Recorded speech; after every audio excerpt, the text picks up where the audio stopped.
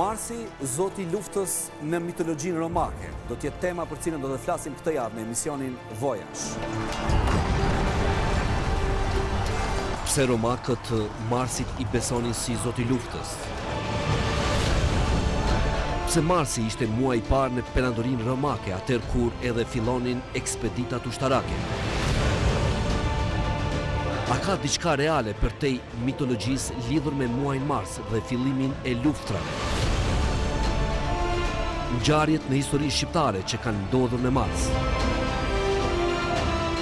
Kuvendi i Lezhës, ultimatumi i Italisë kundër Shqipërisë në vitin 1939, demonstratat e vitit 1981, demonstratat e vitit 1989, helmimet e nxënësve në vitin 1990, trazirat e vitit 1997 në Shqipëri, rezistenca e familjes Jashari në Prekas në vitin 1998, si dhe fillimi i bombardimeve të NATO-s në vitin 1999.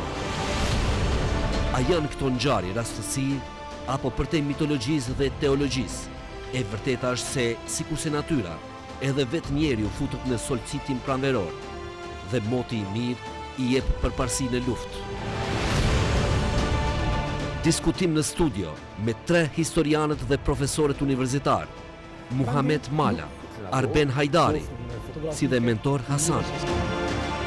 Ju pres të dielën në Radio Televizionin e Kosovës.